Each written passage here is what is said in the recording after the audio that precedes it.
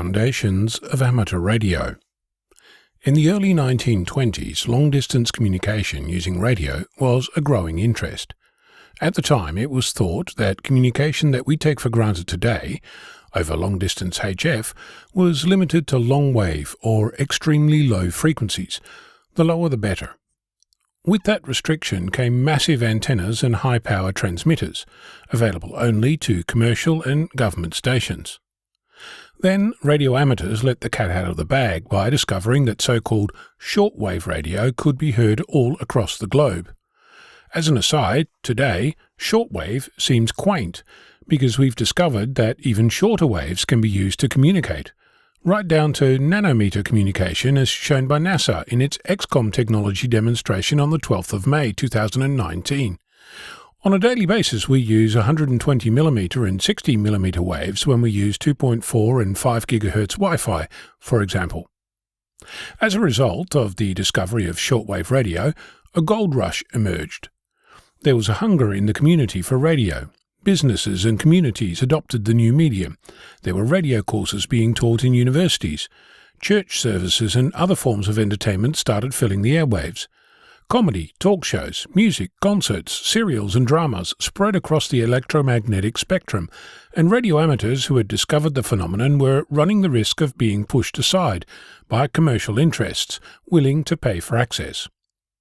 As I've said before, in many countries at the time, amateur radio was actively discouraged. Sometimes it was even illegal. Before we continue, I should quote some statements made about radio before the gold rush, which at the time was seen as telegraphy without wires. In 1865, a Boston Post editorial proclaimed, "Well-informed people know it is impossible to transmit the voice over wires, and that were it possible to do so, the thing would be of no practical value." Lord Kelvin, president of the Royal Society, said, "Radio has no future," and went on to say, "Wireless is all very well, but I'd rather send a message by a boy on a pony." He also said, "Heavier than air machines are impossible," and "X-rays will prove to be a hoax." Not all statements aged as badly. The New York Times said in 1899, "All the nations of the earth would be put upon terms of intimacy, and men would be stunned by the tremendous volume of news and information that would ceaselessly pour in upon them." Back to the IARU. Before a business trip to Europe, the board of directors of the ARRL asked their president, Hiram Percy Maxim, to encourage international amateur relations, which on 12 March 1924 resulted in a dinner given at the Hotel Lutetia in Paris, according to Hiram, a certain dining room by the most distinguished radio men of Europe. Hiram goes on to say that this ARRL president has sat in a good many very impressive radio meetings in the past, ranging from Maine to California, but he has never sat in a meeting where there was quite as much thrill as at this meeting in Paris, where the amateurs of 9 different countries sat down together. The countries were France, Great Britain, Belgium, Switzerland, Italy, Spain, Luxembourg, Canada, and the United States. Hiram remarks that, quote, "Denmark was represented by a letter in which regret was expressed at the inability to have a representative present and asked that the amateurs of Denmark be counted in." End quote. You should dig up a copy of the May 1924 edition of QST to get a sense of occasion, where the ARRL president compares the thrill of the Hamfest to the atmosphere during that dinner and pities those who have never experienced it. During the meeting, it was decided to form an organization, which was going to be called the International Amateur Radio Union.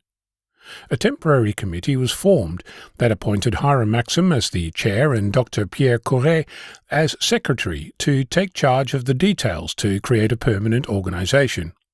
The final decision was to call for a General Amateur Congress on the Easter holiday of 1925, where the IARU would be formalized.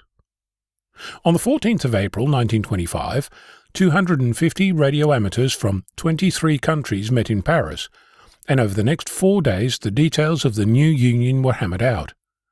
Among those details were that the organisation was chiefly for, quote, the coordination and fostering of international two-way amateur communication, that it should be an organisation by individual memberships until strong national societies had been formed in the principal nations and federation would be feasible, and that its headquarters would be located in the USA. End quote. The Constitution was written over a day and night session, and by the morning of the 17th of April, every delegate had a copy, and then the hard work began, approving the Constitution, section by section, by the entire Congress. On the morning of the 18th, elections were held and Hiram Uniform 1 Alpha Whiskey was elected International President. Gerald Golf 2 November Mike, International Vice President, Jean Foxtrot 8 Golf Oscar, and Frank Zulu 4 Alpha Alpha Councillors at Large, and Kenneth Uniform 1 Bravo Hotel Whiskey, International Secretary-Treasurer. With the election complete, the IARU was officially in business. The new constitution was published in English, French, and Esperanto. Why Esperanto, you ask? In the middle of 1924, the ARRL adopted Esperanto as its official auxiliary language. According to Clinton B. DeSoto, Whiskey 1 Charlie Bravo Delta, author of a fabulous book, 200 Meters and Down, The Story of Amateur Radio, that might have been the highest official recognition that language ever received. Credit to Clinton for much of the timeline and wording I've shared here. I'll leave you with one final quote from his book. Clinton, Whiskey 1 Charlie Bravo Delta writes, quote, "One day amateur television is bound to come. However remote though that day may be, it is indubitably inevitable that one day amateurs will be able to see each other as well as talk with each other.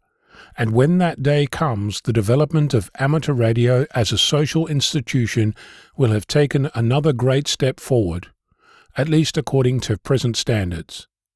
But by then the standards will have changed, and amateurs will have something more to work toward, and the ultimate will still not have arrived.